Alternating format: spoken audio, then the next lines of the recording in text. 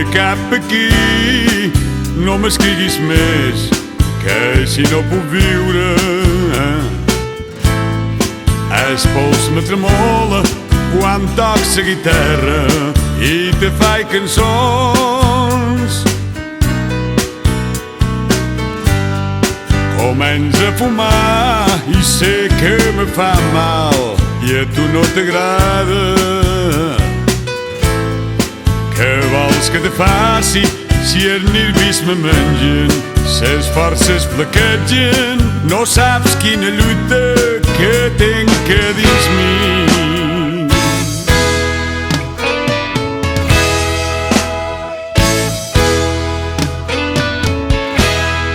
Vine cap aquí, que jo ja t'espero amb les mans obertes.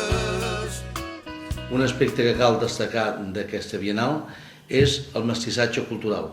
El mestissatge cultural que es dona sempre al territori de parla catalana, aquest mestissatge que és una referent històrica del Mediterrani, doncs aquest referent es nota més que mai en aquesta Bienal. La Bienal sempre ha pogut ser un referent del batec del que està passant en el país.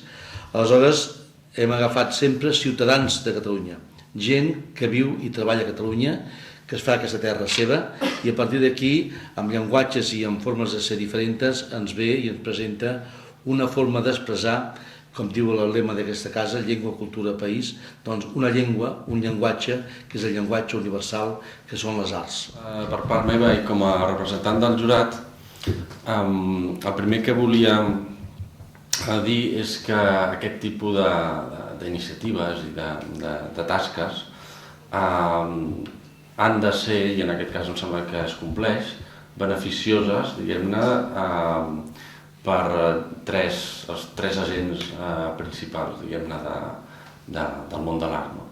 En primer lloc, pels artistes, després per al públic, i en tercer per als mediadors, que una mica ajuden a que aquest sistema funcioni. Els mediadors, és a dir, els museus, les institucions col·laboradores, les galeries i els crítics i les persones que treballen en l'ensenyament artístic. En aquest sentit, crec que puc dir que el jurat ha estat molt satisfet de com ha anat aquesta edició de la Bienal, i això vull remarcar-ho perquè, com bé deia ara el Josep Canals, una de les característiques de la decisió del jurat d'aquest any ha sigut ser molt restrictius en la selecció, i reduir-la només a 9 participants. No tant perquè no hi hagués altres artistes d'entre tots aquests aproximadament 300 que fossin interessants, que hi eren, sinó perquè crec que d'alguna manera ens hem de adaptar a les noves maneres de treballar i de visibilitzar aquest treball artístic, en les quals l'aspecte d'un cert discurs i d'una certa coherència conceptual és molt important.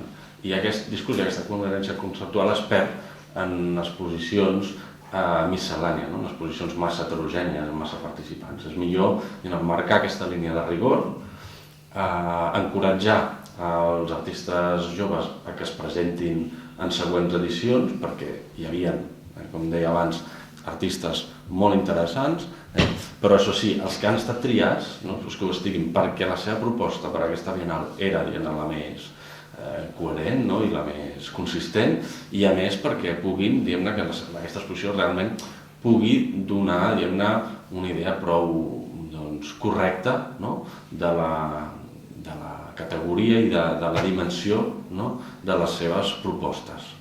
Per tant, a mi em sembla molt positiu aquest encaminament de la Bienal cap a aquesta apreciació cada cop més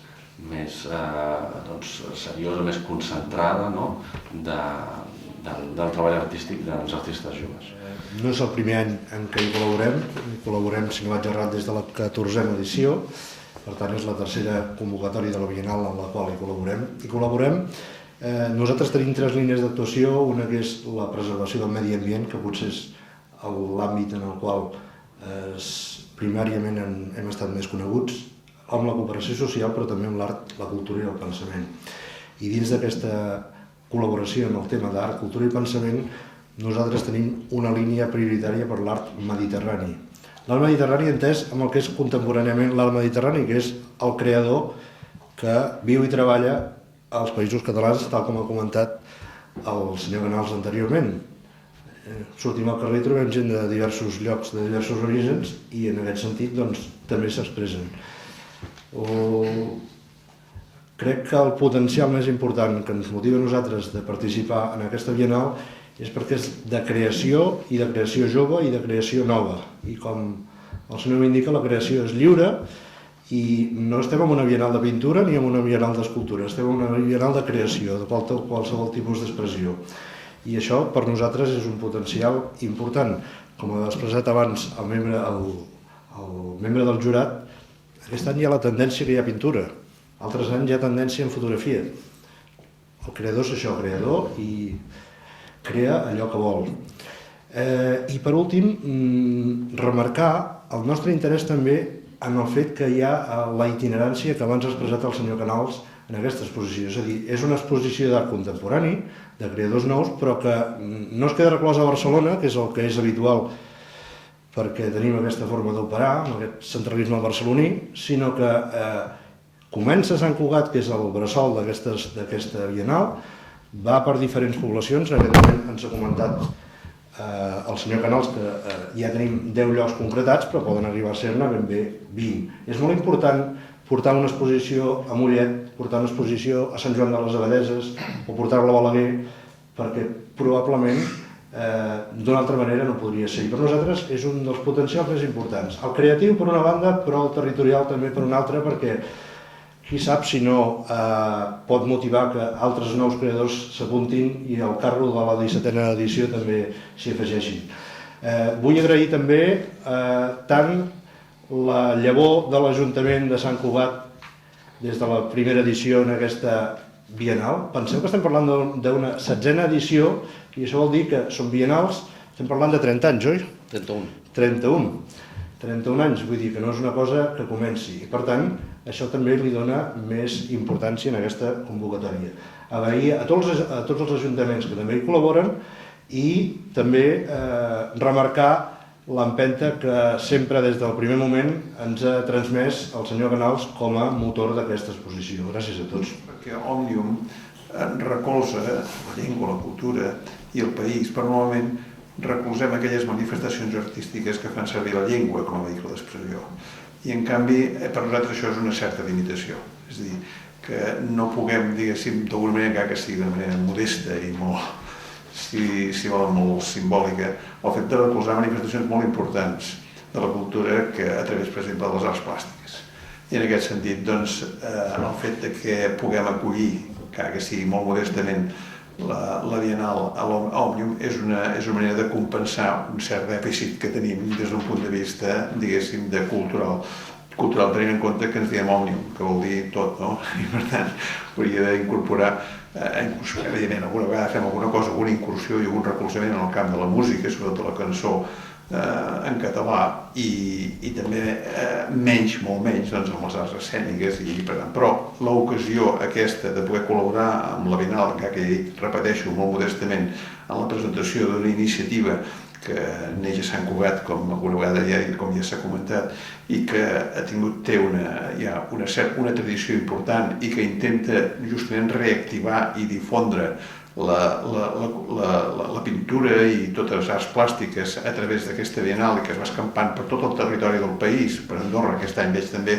per tant a mi em sembla que només és per part meva és que sempre tindran aquesta casa a la seva disposició en la mesura que les nostres possibilitats i que vaja que estem molt contents de poder acollir aquesta Bienal aquí en aquesta presentació. Cada artista té 300 euros que se li donen perquè té un treball, té un material físic que ha empleat a part del treball intel·lectual i aleshores això l'estimula a poder seguir treballant. A part de que, bàsicament, la Bienal, una de les coses que està més satisfeta la direcció de la Bienal és aquest fet que estem remarcant. Estem fent país, però estem fent país descentralitzat. Una cosa que neix a comarques, circula per comarques, va a les ciutats i ve a la capital de Catalunya, com venim a presentar aquesta roda de premsa, però ve al final, després que s'hagi vist al nord, al sud, a l'est i a l'oest del país. I aleshores entrem en circuits que potser no estan gaire habituats a veure la praxis, la forma d'expressar-se actual. Llavors això creiem que és molt positiu. I a part d'això, per ells és també un contrast molt important en diferents públics. El públic més cult, més sensibilitzat artísticament a les noves tendències, com pot ser el públic de la gran capital, però en llocs més petits o en llocs que, per exemple, tenen un pes com el propi Sant Cugat o Mollet del Vallès. Però llavors hi ha llocs com és Sant Joan les Abadesses, que s'exposa en plena època turística, on rep cada any aproximadament uns 3.000 visitants i que té el contrast que està exposant-se dintre de l'abadia, un lloc emblemàtic per la cultura catalana i per l'art romànic, i aleshores hi ha aquest contrast entre l'art del segle XX i l'art del segle XII. És que després de 31 anys de Bienal, per exemple, poso un sol exemple.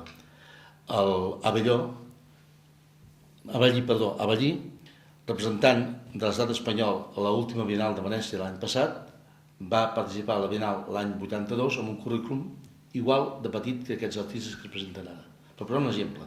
Però podríem parlar de Joan Pere Viladecans, podríem parlar de Pep Agut, podríem parlar de molta gent que avui són gent que té sobre els 50 anys i que avui són un dels potencials que donem al país a nivell exterior.